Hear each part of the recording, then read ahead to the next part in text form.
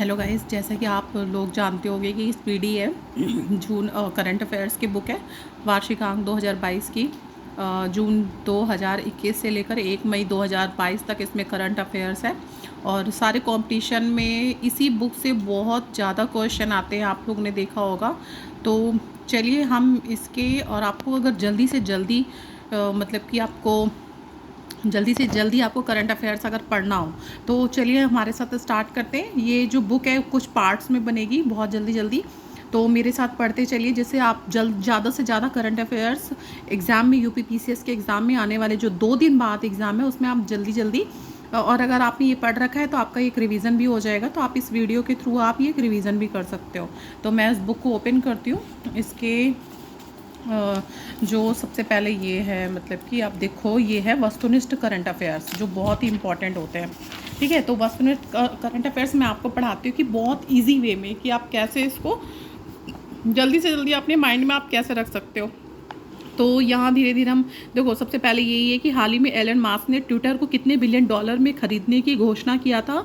तो ये 44 billion dollar. ठीक है, मस्क को याद रखना आप, एलन मस्क। और ट्विटर तो देखो सब लोग चलाते होंगे, तो आपको इतना पता होना चाहिए कि कितने बिलियन डॉलर में उसने खरीदने की घोषणा की है ट्विटर को। तो ये है 44 बिलियन डॉलर। नेक्स्ट है, हाल ही में विश्व बौद्धिक संपदा दिवस किस तिथि को मनाया गया। बौद्धिक संपदा, देखो बौद्धिक संपदा बुद्धि से रिलेटेड है। तो जैसे अपडेट कभी कभी होता है कि हम कंफ्यूज हो जाते हैं या भूल जाते हैं, तो बुद्धि से याद कर लो कि हमें 26 अप्रैल को बुद्धि आई थी, तो बौद्धिक संपदा हम 26 अप्रैल को मनाते हैं। नेक्स्ट है, केंद्रीय मंत्री अनुराग ठाकुर ने हाल ही में से किस शहर में खेलो इंडिया यूनिवर्सिटी गेम्स के दूसरे संस्करण का उद्घाटन किया है। तो अनुराग ठाकुर जी हैं, तो वो सोच लो कि बैंगलोर में खेलने गए थे, तो खेलो इंडिया यूनिवर्स गेम्स की स्थापना भी कर दी उन्होंने। हाल ही में यूक्रेन के राष्ट्रपति वेलोदिमीर जेलेंस्की ने किस देश के राष्ट्रपति से रूस के लिए आतंकवाद के प्रायोजक राज्य टैग की मांग की। हाल ही में यूक्रेन के राष्ट्रपति पहले आप देख लो कौन है, ये तो वोलोदिमीर जेलेंस्की हैं। उन्होंने किस देश के राष्ट्रपति से रूस के लिए आतंकवाद के प्रायोजक राज्य टैग की मांग की थी, तो वो अमेरिका से उन्होंने मांग की थी। हाल ही में वर्ष 2021 में सिप्री की रिपोर्ट के अनुसार भारत को सैन्य खर्च के मामले में कौन सा स्थान मिला था। तो सैन्य खर्च के मामले में आप याद रख लो तीसरा, मतलब कि उसको स्थान मिला था। हाल ही में किस देश के पूर्व राष्ट्रपति रहे मवाई बिबाकी, ये याद रखना आप, जिनका 90 वर्ष में उम्र, कहाँ के हैं वो, तो वो केन्या के हैं। कि बाकी से आप कहा से कि बाकी है तो कहाँ से केन्या याद रख लेना। फिर कौन से नीति आयोग के नए उपाध्यक्ष के रूप में, मतलब नीति आयोग के नए उपाध्यक्ष कौन है, तो सबको पता है सुमन बेरी जी सेलेक्ट की गई हैं, महिला उपाध्यक्ष हैं ये। प्रतिवर्ष दुनिया में विश्व पुस्तक दिवस कब मनाया जाता है, तो ये 23 अप्रैल। तो ये याद रख लो कि पुस्तक 23 अप्रैल को पुस्तक पढ़ के ही हमें 26 अप्रैल को बुद्धि मिली थी, तो बौद्धिक संपदा 26 अप्रैल को, और पुस्तक दिवस जो है वो 23 अप्रैल को मनाया जाता है। हाल ही में किसे पीएम मोदी ने प्रधान वैज्ञानिक सलाहकार में नियुक्त किया था, तो मोदी जी के लिए याद रख लो अजय देवगन जी। तो लेकिन जब भी अजय नाम आए तो अजय सूद पे आपको टिक कर देना है, ठीक है, कि पीएम मोदी ने सलाहकार किसको बनाया था, अजय देवगन को बना लिया था, तो इसलिए अजय सूद। ओके, हाल ही में किस भाषा की मशहूर लेखिका बीना पानी मोहंती जी है। पहले तो ये याद रख लो कि बीना पानी मोहंती कौन जी है, तो वो लेखिका है, उनका 85 वर्ष में निधन हुआ। तो किस भाषा में लिखती थी वो उड़िया भाषा में लिखती थी। ठीक है, नेक्स्ट हम आ जाते हैं यहाँ पे कि हाल ही में कौन अपने हर गांव का पुस्तकालय वाला भारत का पहला जिला बन गया है। तो जामताड़ा जो कि झारखंड में है।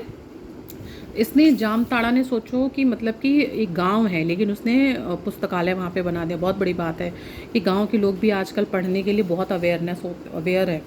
प्रतिवर्ष विश्व मलेरिया दिवस कब मनाया जाता है। मलेरिया 25 दिवस। देखो भाई, 23 को हमने पुस्तक पढ़ी तो 25 को मलेरिया हो गया, और 26 को हमने क्या मनाया भाई, बौद्धिक संपदा दिवस मनाया। फिर राष्ट्रीय लोक दिवस तो मानो लोक तो पूरे संसार के लिए होता है, तो वो 21 अप्रैल को मनाया गया। और हाल ही में किस टीम से संबंधित खिलाड़ी कोरिन पोलार्ड, पहले तो ये याद रख लेना कोरिन पोलार्ड कहाँ के हैं, वेस्ट इंडीज के हैं, और ये क्रिकेटर है। पोलार्ड के बारे में याद रख लें, ये वेस्ट इंडीज के हैं और ये क्रिकेटर हैं पोलार्ड से ही, और अंतर्राष्ट्रीय क्रिकेट से उन्होंने संन्यास ले लिया है पोलार्ड जी ने। और हाल ही में प्रौद्योगिकी कंपनी विप्रो के भारत के एक नए कंट्री हेड कौन बने हैं। विप्रो के कंट्री हेड कौन है, तो भाई वो सत्य ईश्वरन जी। अब नहीं याद होगा भाई विप्रो के कंट्री हेड कौन है, तो वो भाई बहुत पूजा पाठ किया करते थे, तो ईश्वर से याद कर लो आप, ईश्वरन जी। हाल ही में कौन सा राज्य स्तर पर एल रूट सर्वर स्थापित करने वाला भारत का पहला राज्य बना है? तो भाई राजस्थान। राजस्थान रूट बहुत बनाते हैं, ठीक है। तो एल रूट सर्वर राजस्थान। प्रतिवर्ष विश्व पृथ्वी दिवस कब मनाया जाता है? तो 23 अप्रैल। 23 अप्रैल को देखो भाई हमने पुस्तक दिवस भी मनाया था, और 23 अप्रैल को प से पुस्तक पा से पृथ्वी, तो पृथ्वी दिवस भी मनाया गया, ठीक है। तो दोनों 23 अप्रैल को ही हुए हैं। दिखा देती हूँ मैं आपको यहाँ पे, ये देखिए विश्व पुस्तक दिवस है, तो ये 23 अप्रैल को ही है यहाँ पे। ओके, नेक्स्ट हम कहाँ पर थे? हाल ही में दिल्ली के नए मुख्य सचिव कौन नियुक्त किए? दिल्ली के मुख्य नए सचिव, भाई दिल्ली तो भाई महान है, नरेश कुमार जी, ठीक है। ये याद कर लो, कैसे याद कराऊँ आप लोग को। नए मुख्य सचिव जो वो हैं वो दिल्ली के हैं, नरेश कुमार जी नियुक्त किए गए हैं। और हाल ही में किस राज्य में ऑयल द्वारा भारत का पहला शुद्ध हरित हाइड्रोजन संयंत्र शुरू किया गया? ये बहुत इंपॉर्टेंट है गाइस, ये इम्पॉर्टेंट है। तो मतलब शुद्ध हरित हाइड्रोजन कहाँ पे संयंत्र? असम में शुरू किया जाता। हाल ही में किसी बीमा कंपनी डिजिट इंश्योरेंस का नया एमडी और सीईओ नियुक्त किया है? तो वो कोहली जी को, विराट कोहली को नहीं, जसलीन कोहली। मतलब कि इंश्योरेंस का एमडी और सीईओ की बात है तो आप कोहली से याद कर लेना, ठीक है। तो ये जसलीन कोहली जी हैं। और हाल ही में बने भारतीय दलहन व अनाज आईपीजीए के अध्यक्ष कौन बने हैं? तो ये कोठारी जी बने हैं। देखो भाई दलहन और जो अनाज होते हैं वो कोठरी में रखा जाता है, तो वो कोठारी वाला वर्ड जहाँ पे भी है तो विमल कोठारी पे आपको टिक लगाना है। देखो याद करने का तो आप टाइम नहीं है, अब आपको समझ के आपको पूरी तरह से आपको क्वेश्चन पे आंसर पे टिक करना है। अगर आपको ये चीज़ पता होगा ना तो या तो नॉट मैच्ड वाला भी आप कर लोगे, और अगर मैचिंग करने वाला आए तब भी आप कर सकते हो। और मतलब कि अगर नॉर्मल ऐसे क्वेश्चन पूछे जाते हैं डायरेक्ट क्वेश्चन, तो उसका भी आंसर आप कर लोगे। तो बहुत कम टाइम है, तो हमें अपनी स्मार्ट स्टडी करनी है, तो स्मार्ट स्टडी पे ध्यान देते, ठीक है। चलो नेक्स्ट वीडियो में मैं नेक्स्ट पेज स्टार्ट करती हूँ।